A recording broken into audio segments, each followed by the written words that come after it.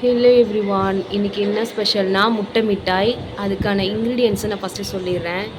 20 பாதாமை நான் ஊற வச்சு திக்கான பால் காய்ச்சி பால் ஊற்றி அரைச்சி வச்சுருக்கேன். அப்போ தான் நல்லா டேஸ்ட்டாக இருக்கும். 200 கிராம் ப்ரௌன் சுகர், அதில் ஒரு பிஞ்சு நான் ஏலக்காய் பவுடர் ஆட் பண்ணியிருக்கேன். 2 எக்கு, 30 கிராம் கீ எடுத்திருக்கேன். கலருக்காக சாஃப்ரான் வச்சுருக்கேன். அன்ஸ்வீட் கோவா எடுத்திருக்கேன். இப்போ எப்படி பண்ணுறதுன்னு பார்க்கலாம். இப்போ எக்கு ஆட் பண்ணிக்கலாம். இதை நல்லா நான் பீட் பண்ணிக்கிறேன் கையிலேயே. இது நல்லா நான் கையிலேயே பீட் பண்ணிட்டேன். இப்போ நான் ப்ரௌன் சுகரை ஆட் பண்ணிக்கிறேன். எல்லோரும் ஒயிட் சுகரில் தான் பண்ணுவாங்க.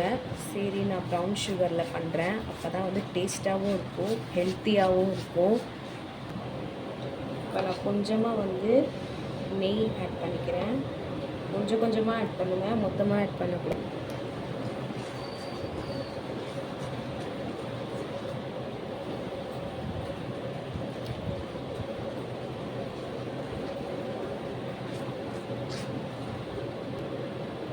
இப்போ பாதாம் பேஸ்ட்டை நான் ஆட் பண்ணிக்கிறேன்.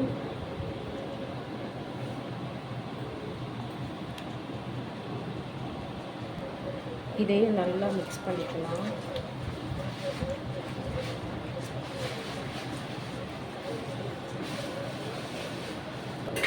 இப்போ நான் ஒரு பிஞ்சுக்கு சாஃப்ரான் ஆட் பண்ணிக்கிறேன் கலருக்காக. லைட்டாக போடுங்க, ரொம்ப போடாதீங்க.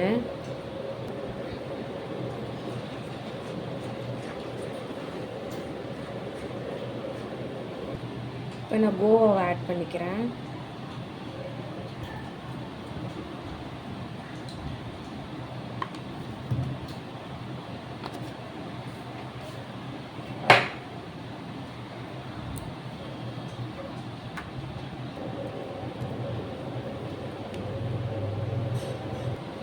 இப்போ இது நல்லா கட்டியே இல்லாமல் மிக்ஸ் பண்ணியாச்சு. இப்போ நான் கொஞ்சம் நெய் ஆட் பண்ணிக்கிறேன்.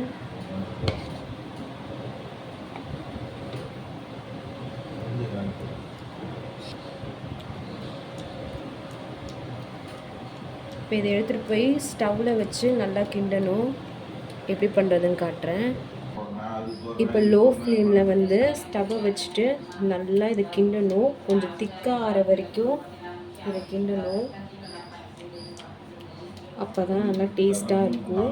இதை கிண்டிட்டு ஆறுனதுமே பேட்டரில் ஊற்றி நம்ம அவனில் வச்சு செட் பண்ண வேண்டியது தான். இப்போ இது நல்லா திக்காக வர வரைக்கும் நல்லா நான் கிண்டிக்கிட்டே இருக்கணும். கை விட்டுறக்கூடாது, விட்டுட்டால் பிடிச்சிரும். ஸோ கை விடாமல் நல்லா இதை கிண்டிகிட்டே இருக்கணும். இந்த டைமில் நல்லா நான் கிண்டிட்டு கீ ஆட் பண்ணியிருக்கேன்.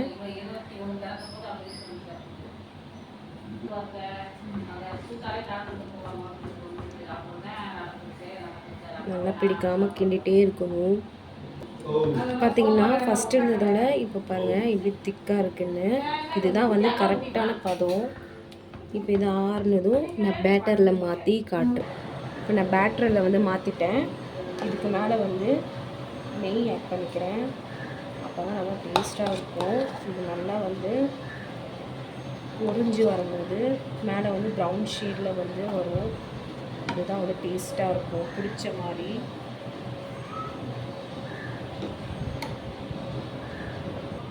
பாருங்கள், நான் நெய் மேலே ஊற்றி வச்சுட்டேன். இதை அப்படியே தூக்கி அவனில் வைக்க வேண்டியதான். அவனில் வச்சுட்டு நான் வெந்ததுக்கப்புறம் எப்படி இருக்குன்னு காட்டுறேன். ஃபைனலாக பார்த்தீங்கன்னா நம்ம ப்ரௌன் சுகர் முட்டை மிட்டாய் ரெடி ஆயிடுச்சு. எப்படி இருக்குன்னு பாருங்கள். நீங்களும் வீட்டில் ட்ரை பண்ணுங்கள். நான் ஒயிட் சுகரே யூஸ் பண்ணல, ப்ரௌன் சுகர் தான் யூஸ் பண்ணியிருக்கேன்.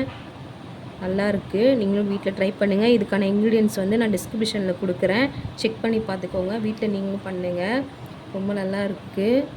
இந்த வீடியோ பிடிச்சிருந்தால் லைக் பண்ணுங்கள், ஷேர் பண்ணுங்கள். மறக்காமல் என் சேனலை சப்ஸ்கிரைப் பண்ணுங்கள். பக்கத்தில் இருக்கிற பெல்லை கிளிக் பண்ணுங்கள். நான் போடுற வீடியோ எல்லாமே வரும். பாய்.